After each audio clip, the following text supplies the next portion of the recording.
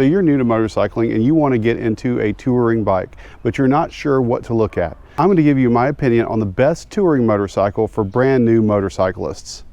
Stay tuned.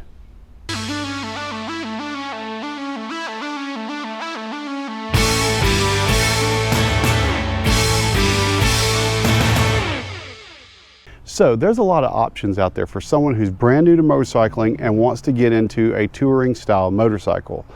You've got a bunch of different touring motorcycles on the market, and they range everything from some of the smaller displacement touring bikes, such as the older BMW 1200 CLC that I have currently own, all the way up to the big Harley Davidson road glides, things of that nature. So there's many different options on the market for whoever is looking for that type of motorcycle riding. Specifically, this type of motorcycle riding is you don't want to go exceptionally fast. You're not looking to be on a crotch rocket or anything like that. You're mainly interested in putting tons of miles on a bike, being comfortable while doing it, getting from destination to destination, and having fun along the way. It's kind of my definition of being on a touring motorcycle or touring style riding. If you want my opinion on the best touring style motorcycle, it's going to be a Honda Shadow 750. And you may say, that's not a touring motorcycle. And you're absolutely right. It is not built to be a touring motorcycle. However, it can be made into a touring motorcycle if you accessorize it out. There's several reasons why I would want to recommend the Honda Shadow 750 as a touring motorcycle for the brand new motorcyclist. One, affordability. Honda Shadow 750s aren't going to break the bank. You can find a good used one somewhere in the $3,000 to $7,000 range, depending on how new of a bike you want, how few miles you want, and there's a ton of options out there on the market. So they're plentiful.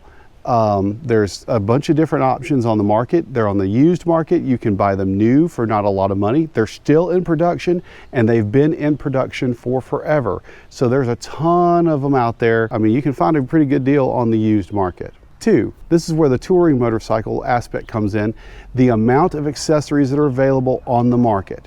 The Honda Shadow 750 has been around forever, as I said a moment ago. So this bike has a ton of different iterations, ton of different models over the years, but they've been the same pretty much. So that has allowed accessory manufacturers, parts manufacturers, to be able to create a bunch of accessories for these style of bikes because they're all pretty much the same. All the different models, sub-models have been variations on a theme. So a lot of the parts are interchangeable, they mix.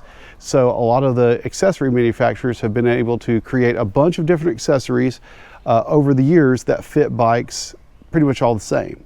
So what that means for you is that if you were so inclined, you could take a Honda Shadow 750 and kit it out to be a pretty good little touring bike for not a lot of money compared to some of its larger brethren. So that way you can make it exactly what you want it to be, have the touring accessories like foot pegs, floorboards, hard bags, soft bags, tail bags. You can have a top case, you can not have a top case, put a sissy bar on there, put a great big old bag on the sissy bar. The possibilities are endless. You can make this bike exactly what you want it to be. You can build it out to be a solo tourer, so you can put a ton of luggage on there and whatever you want to do, or you can build it out to where you can be two up if you wish. So tons of different ways you can accessorize this bike, and it's you can build it basically however you want it to be for your riding style on the road. The third reason to choose a Honda Shadow 750 for a touring motorcycle is the cost of operation and maintenance. These bikes are great for maintenance. I owned one for several years. They're shaft driven.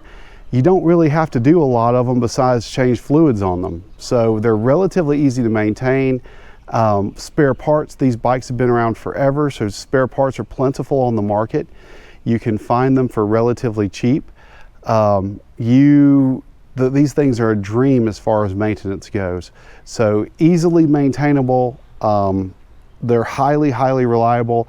I never had a problem on mine. I've ridden mine across 7 states, not an issue. Rode it for years, rode it almost every day. I loved that bike. I regret that I ever sold it, but these are great motorcycles.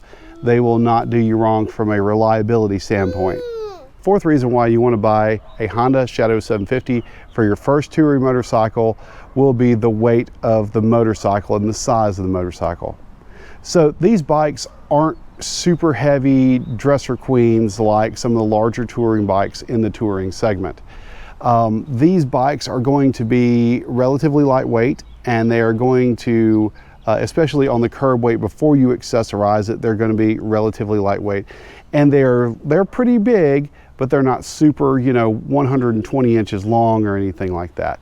So what that means for you is, as a beginning motorcyclist, you may not have the experience of handling a motorcycle or machine this big. They may be, especially if you're learning how to ride a bike in the first place, a little bit hard to learn on because of their size and weight. Now, that's something that you're going to be able to grow into later on in your motorcycling career. You may want to take on a larger bike because they are certainly more powerful, more capable in that regard. But just starting out, you're going to want to learn the fundamentals of how to maneuver your motorcycle. The Honda Shadow 750 is going to be a really light bike. It's going to be something that you can learn the fundamentals of motorcycling on without great risk to yourself. If you drop the bike, it's not super heavy. It's not going to hurt you that bad if it drops, anything like that. The other side is, again, going back to the affordability of the bike, if you drop the bike, it's not going to be a huge amount of money to replace anything on there. The parts are plentiful. They're relatively inexpensive. I mean, it sucks to drop your bike. You don't want to do that, right? I get that. But at least if you do, the parts are relatively inexpensive and are easy to find. So, but like I said, learning the fundamentals, it's going to be a great bike to do that on. The fifth reason why you want to consider a Honda Shadow 750 for your first touring motorcycle is cost of operation. So these bikes, they're smaller displacement. They're going to burn less gas than your larger displacement touring motorcycles. You can go further on a dollar than you can on a larger motorcycle. So that's something to consider if you're doing a lot of not necessarily mountain climbing, but if you're doing a lot of flat touring or a lot of touring kind of in the back country or whatever, and you're not going up a bunch of mountains or anything like that, you can find that you go a great distance on a tank of gas on those things, and they're quite nice for that.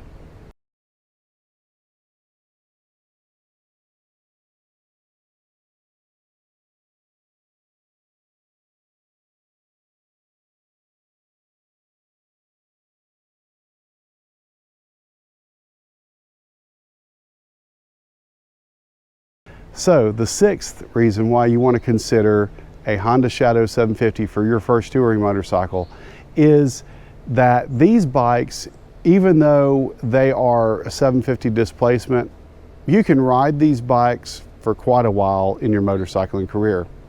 Now, I know there's a tendency when you are in your motorcycling career to go bigger, to go faster, to go more powerful, all these reasons. And there's good reason for that, right? You want a machine that's even more capable than the last one that you had, completely understandable. But I'll tell you this, I've been riding bikes ever since I was 19 years old. So I've been riding bikes for about 20 years now, which is scary to think of. I've ridden everything from a smaller displacement sport bike up to a Honda Shadow 750. I actually rode this motorcycle for a good many years, and I've currently own a large cruiser bike and a kind of a medium displacement cruiser bike, 1200 and 1700 cc bagger bikes. So, and I've also had a 1300 sport touring bike. So I've had some liter plus motorcycles before that I have owned and currently own. But I'll tell you what, a part of me wants to pick up another Honda Shadow 750. And part of it may be nostalgia. I will fully admit that. But another part of me says, you could have, when you were riding the Honda Shadow 750, if it was just you, if you were solo and you wanted to get out and go do whatever, one, you can ride a long way on a dollar on those bikes because of the economy, the cost of operation, the cost of maintenance, all that other stuff. you can run a good long while on those bikes. And the second reason for is, as opposed to, you know, kind of wrestling with my big bagger bike or whatever like that, these bikes are small, fun. Throw a bunch of crap on the sissy bar in a backpack or whatever situation, and you know, just go. So, you know, it's food for thought. You could also you can own one. You can own it for a good long while. You can keep it around for a good long while. Like I said, they've been in production for forever, so they don't go out of style. And so it's just something that you can keep around for a while and just play with when you're not wanting to really put serious miles or do anything like that. So those are the reasons why I think you should select a Honda Shadow 750 for your first touring bike. Cheap to own, cheap to maintain, accessorize it as you will. Cost of operation is really low. You can continue to ride it on into your riding career, and it's just something that, I don't know, it's just, I think it's a great little bike for someone to get out there and to learn on. So what are your thoughts? Do you have an idea of what the first touring bike should be? Do you agree with me, disagree with me? Think that people should just go all out? Because that's another school of thought, is you just go all out and go ahead and buy that first touring bike and get that big bagger and keep it for a long time. Do you think that way? What are your thoughts? Love to hear them. Leave a comment below. Thanks for watching, and as always, I'll catch you on the next one.